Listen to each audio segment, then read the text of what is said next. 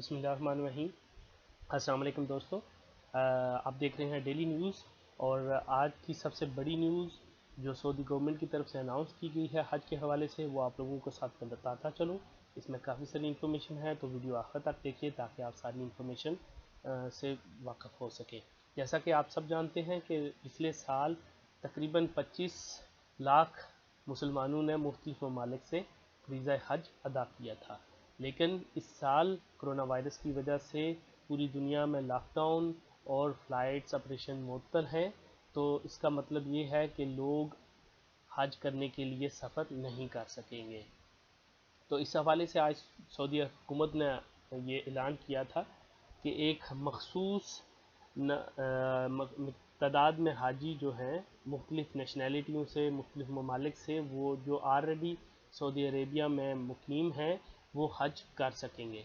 इस हवाले से सऊदी हज मिनिस्टर मोहम्मद बिन तेन ने कहा एक कॉन्फ्रेंस में कि इस साल के लिए हज का प्रोग्राम तरतीब दिया जा चुका है मिनिस्ट्री ऑफ हेल्थ के ताउन से। तो इसमें सबसे इम्पोर्टेंट जो बात होगी वो ये होगी कि हज करने से पहले और बाद में आपको अपने आप को क़ुर्बानियाँ करना पड़ेगा, और मेडिकल टीमें भी वहाँ पे हज के दौरान मौजूद होंगी जो कि हाजियों का ख्याल रखेंगी साथ साथ। तो हज पिलग्राम जो है वो 1000 के करीब हो सकते हैं।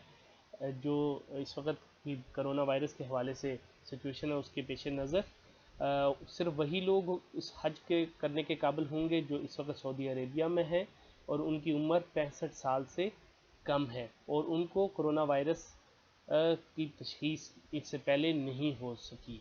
उनको आने से पहले टेस्ट किया जाएगा इन मुक़द्दस मकामात पे, और उनको हज करने के बाद अपने आप को क़ुर्बानियाँ भी करना पड़ेगा। इसी हवाले से अरब लीग ने इस इक़दाम को सराहा है। दुबई, बहरीन और मिस्र ने भी इस इक़दाम की तारीफ़ की है और सऊदी अरेबिया की क़यादत पर मुकम्मल इत्मीनान का इजहार किया है। ये थी आज तक की ताज़ा तरीन न्यूज़। मज़ीद न्यूज़ के लिए हमारे चैनल को सब्सक्राइब करें और देखते रहें हमारा चैनल। शुक्रिया, अपना ख्याल रखें। अल्लाह हाफ़िज़।